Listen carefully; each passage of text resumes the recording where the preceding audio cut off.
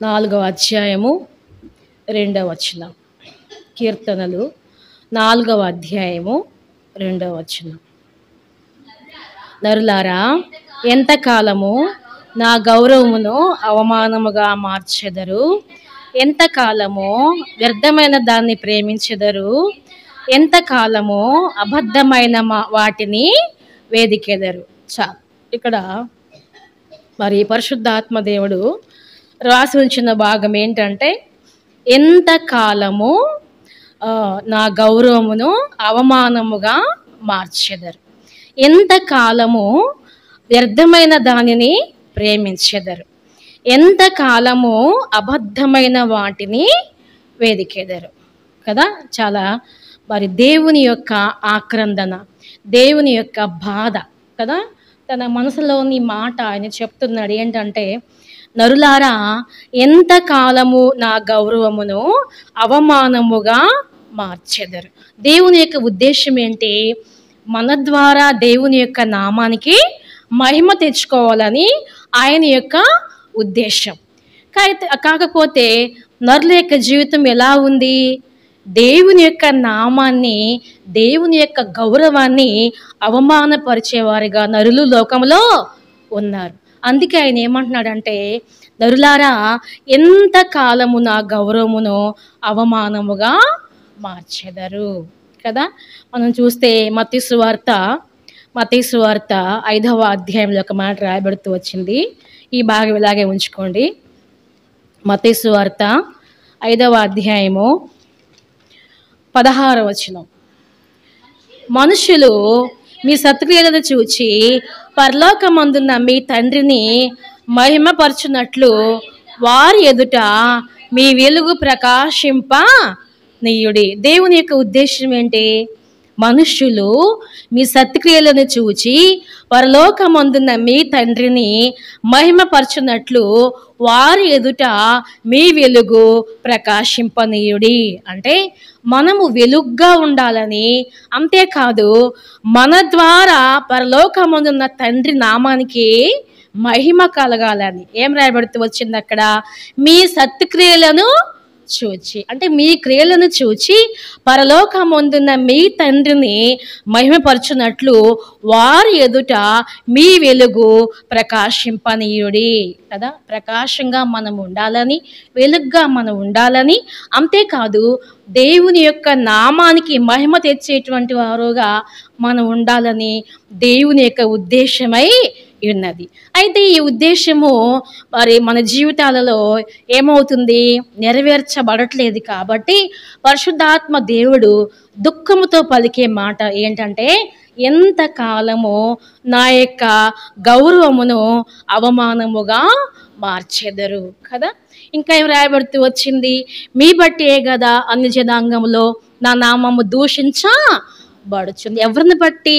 ప్రభువుని బట్టి కాదు, మనల్ని బట్టి దేవుని యొక్క నామం ఏమవుతుందంట? దూషించబడుతుంది. దేవుడు మనల్ని ఎందుకు ఏర్పరచుకున్నాడంటే, మన ద్వారా దేవునికి మహిమ కలగాలి. అసలు మనం ఎందుకు పుట్టాము అంటే, దేవుని యొక్క మహిమ కొరకే మనం పుట్టాం. ఎందుకు మనం ఏర్పరచబడ్డాము అంటే, దేవుని యొక్క మహిమ కొరకే మనము ఏర్పరచబడ్డాం. షద్రకు మెషక్ అబేద్నెగోల వల్ల దేవుని నామానికి మహిమ కలుగుతూ వచ్చింది. అంటే నీతిమంతుల యొక్క జీవితాల వల్ల దేవుని నామానికి ఏమైందంట? మహిమ కలుగుతూ వచ్చింది కదా. అయితే ఇప్పుడు మనం ఎలా జీవించాలంట? దేవుని నామానికి మహిమకరంగా మనము జీవించాలి. అంటే ఆయన యొక్క నామానికి అవమానం అనేది తీసుకురాకూడదు కదా. ఇది ఫస్ట్ పాయింట్. తర్వాత మనం చూస్తే రెండవదిగా, ఎంతకాలము వ్యర్థమైన దానిని ప్రేమించెదరు, ఎంతకాలము అబద్ధమైన వాటిని వేదికెదరు. ఎంతకాలము అంటే వ్యర్థమైనవి అంటే ఏంటంటే పనికిరాని వాటిపైన మన యొక్క దృష్టి, మన యొక్క ఆలోచన.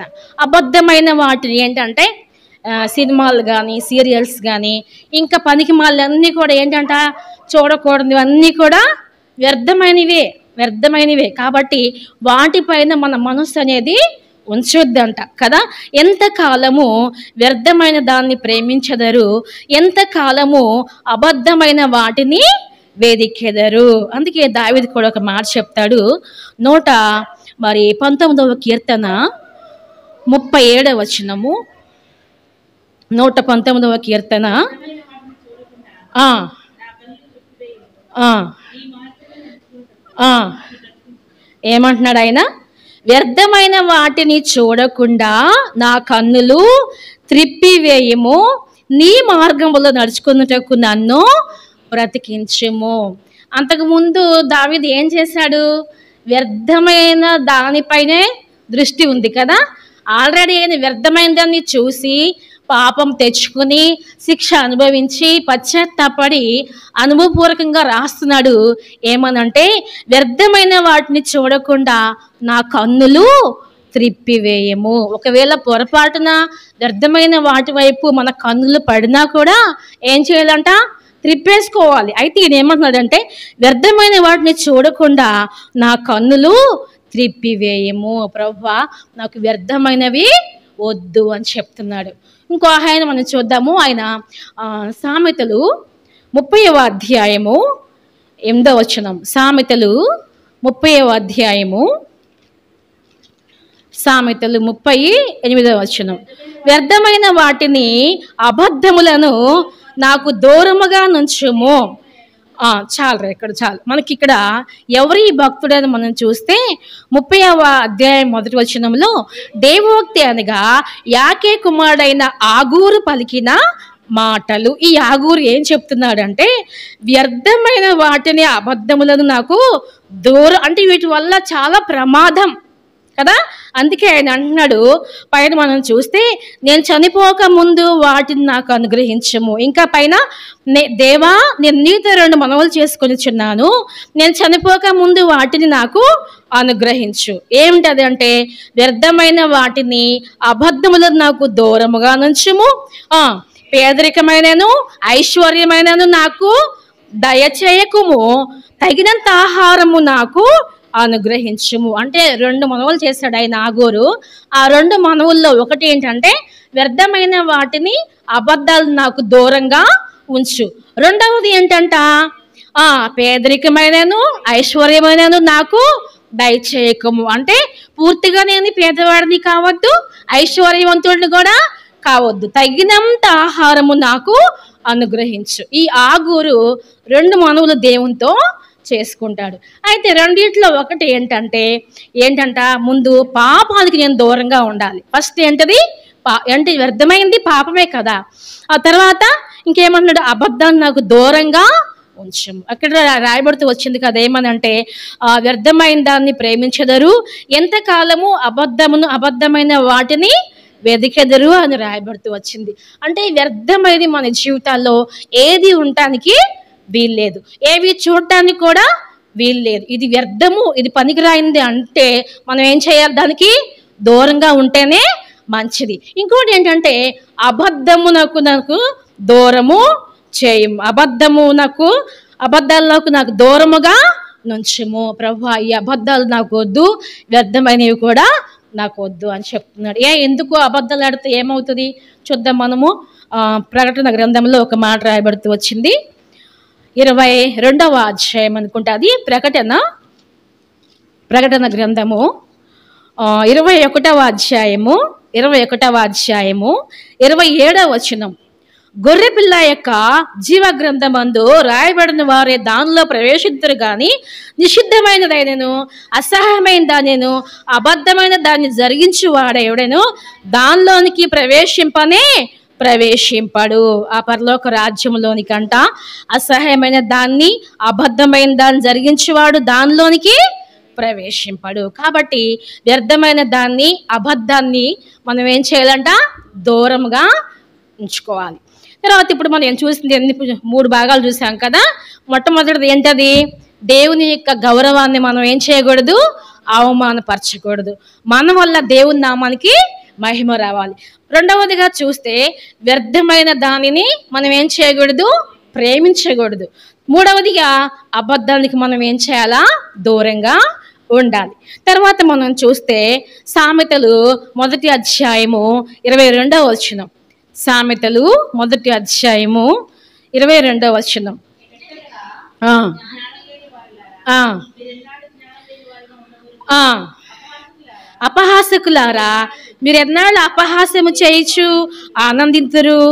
బుద్ధిహీనులారా, మీరు ఎన్నాళ్ళు జ్ఞానాన్ని అసహించుకుందరు. ఇక్కడ ఏం రాయబడుతూ వచ్చిందంటే, మీరు ఎన్నాళ్ళు జ్ఞానము లేని వారిగా ఉండగోరుదురు. దేవుని యొక్క ఆలోచన ఏంటంటే, మనము జ్ఞానం లేని వారుగా ఉండటం దేవుని యొక్క చిత్తము కానే కాదు.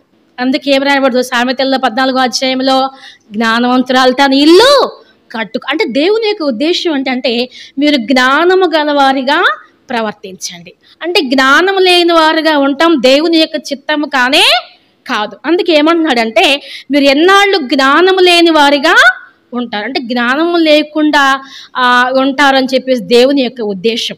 జ్ఞానం లేని వారుగా ఉండగొరుదురు.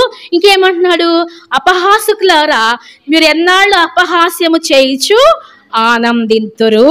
బుద్ధిహీనులారా, మీరు ఎన్నాళ్ళు జ్ఞానాన్ని అసహించుకుందరు. అంటే అపహాస్యకులారా, మీరు ఎన్నాళ్ళు అపహాస్యము చేయించు ఏం చేస్తారంటే వాళ్ళు ఆనందించరు. అంటే దేవుని యొక్క ఉద్దేశం ఏంటంటే, మనము జ్ఞానము గనుగారంగా ఉండాలని దేవుని యొక్క ఉద్దేశం.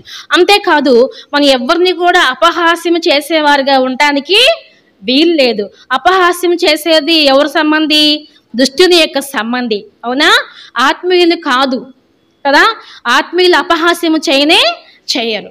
దేవుని యొక్క ఆలోచన ఏంటంటే, మీరు ఎన్నాళ్ళు జ్ఞానం లేని వారుగా ఉంటారు, మీరు ఎన్నాళ్ళు అపహాస్యము చేయదురు. నేను ఈ భాగాలు చదువుకున్నప్పుడు ఏంటి ప్రభువులు రాస్తూ వచ్చాడు, మీరు ఎన్నాళ్ళు, మీరు ఎంతకాలము అన్నీ నేను చూసుకున్నప్పుడు నిజంగా దేవుని యొక్క బాధ అది అర్థమవుతుందా. మన వల్ల దేవుని నామానికి మహిమ రావాలి ఫస్ట్. రెండవదిగా మనం చూస్తే, మరి వ్యర్థమైనవి కానీ అబద్ధమైనవి కానీ మనలో ఉండటానికి వీల్లేదు. తర్వాత చూస్తే మనము జ్ఞానము గల వారిగా ఉండాలని ప్రభు యొక్క ఉద్దేశం. మనం ఎవరిని కూడా అపహాస్యం చేయడానికి వీల్లేదు. ఇంకేం రాయబడుతూ వచ్చిందంటే, బుద్ధిహీనులారా, మీరు ఎన్నాళ్ళు జ్ఞానాన్ని అసహించుకుందరు. ఏదైతే జ్ఞానమో దాన్ని ఏం చేయకూడదు, అసహించుకోవద్దు. తర్వాత మనం చూస్తే మన లేఖన భాగంలోకి వెళ్దాము. తర్వాత మరి మొదటి రాజుల గ్రంథము 18వ అధ్యాయము 23వ వచనం.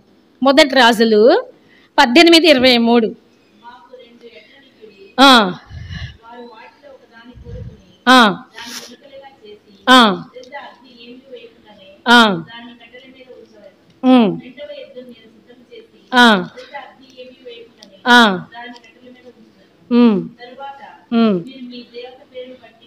ప్రార్థన చేయవచ్చు. నేనైతే యెహోవా నామాన్ని బట్టి ప్రార్థన చేయుదును. చాలు. ఇక్కడ ఏం రాయబడుతూ వచ్చిందంటే 21లో 18:21లో, ఏలియా జనులందరి దగ్గరకు వచ్చి, ఎన్నాళ్ళ మట్టుకు మీరు 2 తలంపుల మధ్య తడబడచుందురు? యెహోవా మీ దేవుడైతే ఆయన్ని అనుసరించుడి, బయలు దేవుడైతే వారిని అనుసరించినట్టు ప్రకటన చేయగా, జనులు అతనికి ప్రత్యుత్తరముగా ఒక మాట అయినను పలుకక పోయారు. ఇక్కడ ప్రవక్త అంటున్నాడు ఇశ్రాయేలీయులతో, మీరు ఎన్నాళ్ళ మట్టుకు 2 తలంపుల మధ్య తడబడుచు